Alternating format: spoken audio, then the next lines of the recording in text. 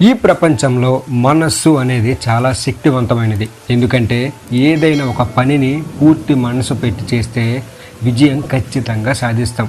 బుద్ధుడు ఒక మాట ఇలా చెప్పారు, మనం చూస్తున్నది మాత్రమే జీవితం కాదు, మనం నిర్మించుకునేదే జీవితం అని. నిర్మించుకోవటం అంటే అంతా మన చేతుల్లోనే ఉందా? మరి పరిస్థితుల ప్రభావం కూడా ఉంటుంది కదా. అంటే మన చేతిలో కాకుండా బాహ్య కారణాల వల్ల ప్రభావితమయ్యే పరిస్థితుల్లో కూడా మనల్ని మనం మార్చుకోవడంలో కూడా జీవిత పరమార్థం ఉంటుంది. అది గ్రహించాలి ముందు. పిండి కొద్ది రొట్టె అన్నారుగా పెద్దలు. మన భావం ఎలా ఉంటుందో మన ఫలితం కూడా అలానే ఉంటుంది. అయితే ఈరోజు మనం మనసు ప్రభావం గురించి, భావాల గురించి, ఇంకా ఎన్నో మన జీవితాన్ని మార్చుకునే విషయాల గురించి తెలుసుకుందాం. మన జీవితాన్ని మార్చుకునే విషయాల గురించి తెలుసుకుందాం. The law of attraction. ఈ విశ్వ నియమం, విశ్వ చట్టం అనేది ఒక పాజిటివ్ ఎనర్జీ, అలాగే నెగిటివ్ ఎనర్జీ కూడా. ఇది మన ఆలోచనల్ని, భావాలను బట్టి మనం పాజిటివ్గా ఆలోచిస్తే మన జీవితంలో పాజిటివ్ పరిస్థితులే ఎదురవుతాయి. అలాగే మనం నెగిటివ్గా ఆలోచిస్తే ఆ నెగిటివ్ అనేది మనకి ఎదురవుతుంది. ఈ సూత్రం ప్రకారం మనం మన ఆలోచనలతో మన జీవితాన్ని సులభంగా క్రియేట్ చేసుకోవచ్చు. ఈ విశ్వ నియమాలు ఎలా పనిచేస్తాయంటే, మన మనస్సు అనేది అయస్కాంతం లాంటిది. మీ ఆలోచనల్ని, మీ భావాల్ని బేస్ చేసుకొని అది ఒక వేవ్ రూపంలో బయటకు విడుదలవుతుంది. అది పాజిటివ్ అయినా సరే, నెగిటివ్ అయినా సరే. ఇది మీకు బాగా అర్థం కావడానికి ఒక ఉదాహరణ చెప్పుకుందాం. ఒక వ్యక్తి పేరు ప్రదీప్. ప్రదీప్కి ఉద్యోగం కావాలి. అయితే ప్రదీప్ ఎప్పుడు నాకు ఉద్యోగం రాదు అని ఎప్పుడు నెగిటివ్గా ఆలోచిస్తూ ఉంటాడు. అయితే ఈ విధంగా ప్రదీప్ జీవితంలో ఎల్లప్పుడూ నెగిటివ్ సంఘటనలు జరుగుతూ ఉంటాయి. అతను ఉద్యోగం పొందలేడు. ఇక ప్రదీప్ ఒకరోజు లా ఆఫ్ అట్రాక్షన్ గురించి తెలుసుకున్నాడు. అప్పుడు అతను తన ఆలోచనలను మార్చుకోవాలనుకున్నాడు. ప్రతిరోజు ప్రదీప్ నేను మంచి ఉద్యోగం పొందుతున్నాను, నా జీవితం మారుతుందని పాజిటివ్ అఫర్మేషన్స్ చెప్పుకోవడం ప్రారంభించాడు. తనకు మంచి ఉద్యోగం వచ్చిందని ఇమాజినేషన్ చేయడం ప్రారంభించాడు. కొన్ని నెలల తర్వాత ప్రదీప్కు ఆశ్చర్యకరంగా ఒక లెటర్ వచ్చింది. ఆ లెటర్లో ఉద్యోగం వచ్చినట్టు రాసిపెట్టి ఉంది. ఇది law of attraction. Positive thoughts మరియు పాజిటివ్ ఫీలింగ్స్ ఉన్నప్పుడు అక్కడ ఒక పాజిటివ్ ఎనర్జీ పుడుతుంది. అయితే ఇప్పుడున్న జనరేషన్లో మన మెదడు పనితీరు చాలా డిఫరెంట్గా ఉంది. ఎందుకంటే మనం ప్రజెంట్లో ఉండటం లేదు. గతం గురించి, అలాగే రానున్న రోజుల గురించి ఆలోచిస్తున్నాం.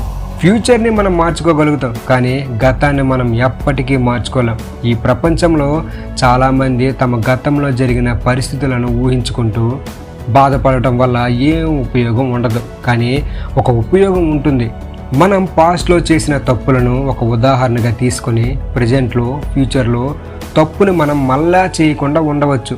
పాజిటివ్గా ఉండటానికి ఇవి మనకు బాగా ఉపయోగపడతాయి. జీవితంలో అనేక సార్లు మనం నెగిటివ్గానే ఆలోచిస్తూ ఉంటాం, కానీ మనల్ని మనమే మోసపుచ్చుకుంటూ ఉంటాం. ఎలా అంటే నేనేం నెగిటివ్గా ఆలోచించను అని. కానీ మీకు అర్థమవుతుందా? మీ తప్పుని మీరే కప్పిపుచ్చుకుంటున్నారు. ఇలా చేస్తే మీకే నష్టం. ఒకసారి నిదానంగా కూర్చోండి. మీ మనసు దేన్ని ఆలోచిస్తుందో గమనించండి. అప్పుడు ఒక నిర్ణయానికి రండి. తర్వాత చెప్పుకోండి, నెగిటివ్గా ఆలోచిస్తున్నారా, పాజిటివ్గా ఆలోచిస్తున్నారా అని. జీవితం పొడవునా మనం మన మనసులో ఏర్పరచుకునే రూపాల వెనుక ఎంతో తీవ్రమైన భావాలను కలిగి ఉంటే అంత తీవ్రతతో ఆయా అనుభవాలు మనకు కలుగుతాయి. నిరంతరం ప్రమాదాలను గురించి ఆలోచిస్తే అవి మీ నిజ జీవితంలోనే ప్రమాదాలను ఎదుర్కోవడం ప్రారంభం కావచ్చు. మీకు పాములంటే భయం ఉంటే పాములే మీ దారిలో ఎదురుపడచ్చు. మీరు రోగాల గురించి విపరీతంగా భయపడుతూ ఉంటే అదేదో ఒక రోగాన్ని తెచ్చిపెడుతుంది. అప్పుల్లో పడిపోతాననే భయం మిమ్మల్ని వెంటాడుతూ ఉంటే మీరు నిజంగానే అప్పులు చేయాల్సిన పరిస్థితులు పడవచ్చు. అవమానాల పాలవుతానని మీరు భయపడితే మీరు నిజంగానే అవమానాలకు గురి కావచ్చు.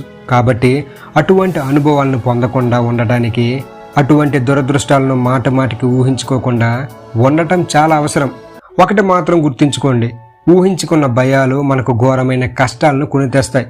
మనిషి సాధించేది, సాధించలేనిది ప్రత్యక్షంగా అతని ఆలోచనల ఫలితమే. ఒక వ్యక్తి బలము, బలహీనత, పవిత్రత, అపవిత్రత అతని బాధ్యతలే. వాటికి కారణం ఆ వ్యక్తే కానీ వేరే వాళ్ళు కాదు. కాబట్టి అతను తప్ప వేరెవ్వరూ వాటిని ఎప్పుడూ మార్చలేరు. అతని పరిస్థితికి అతనే కారణం, వేరెవ్వరూ కాదు. అతని బాధలు, సంతోషాలు, అతని ఆలోచనలు ఎలా ఉంటాయో అతని పరిస్థితి కూడా అలానే ఉంటుంది. ఏ వ్యక్తి అయినా సరే తన ఆలోచనల్ని ఉన్నతంగా మార్చుకున్నప్పుడే అన్నిటినీ జయించి ఉన్నతంగా ఎదిగి అనుకున్న దాన్ని సాధించగలడు. తన ఆలోచనల్ని ఉన్నతంగా మార్చుకోవడానికి ఇష్టపడని వ్యక్తి ఎప్పటికీ బలహీనంగా దరిద్రంలోనే ఉండిపోతాడు. మనిషి ఏది సాధించాలన్నా అది ఏదైనా సరే అతడిలో ఉన్న నెగిటివిటీని పూర్తిగా మానేయాలి. అందుకు కావలసిన సాధన ఎంతో అవసరం. నెగిటివ్గా ఆలోచించడం పనిగా పెట్టుకున్న వ్యక్తి స్పష్టంగా ఎన్నటికీ ఆలోచించలేడు. అతనిలో ఉన్న అపారమైన శక్తులని గుర్తించలేడు, వాటిని వినియోగించుకోలేడు.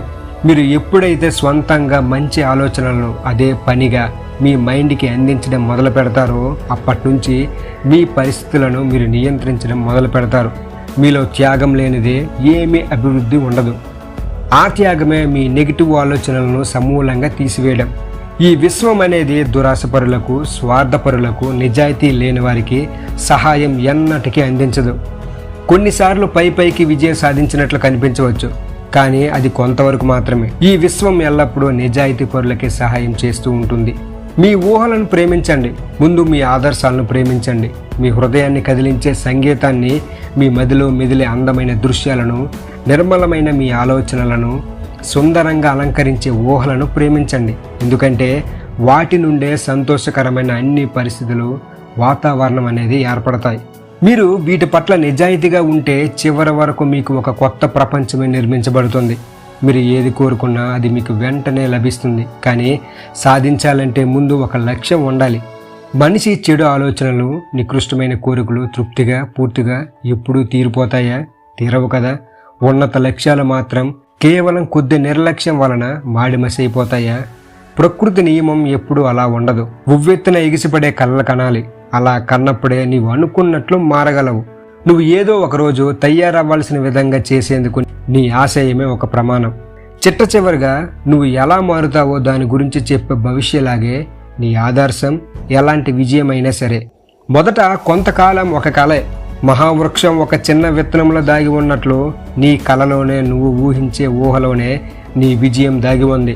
నీ మనసులో ఏ ఆశయాన్నైతే కీర్తిస్తావో, దేన్నైతే హృదయంలో సింహాసనంపై కూర్చొని పెడతావో ఆ ఆశయమే నీ జీవితానికి సార్థకతనిచ్చేది.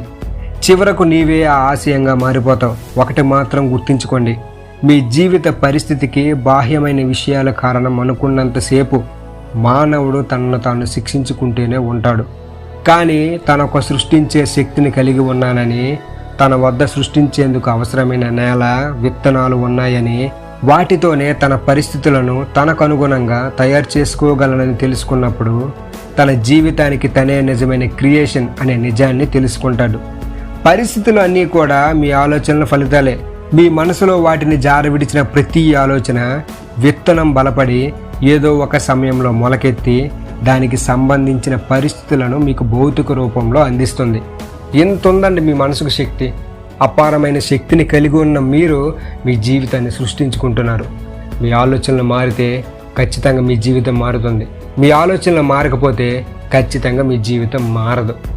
మీ ఆలోచనలే మీ జీవితం, మీ ఆలోచనలే మీ పరిస్థితులు.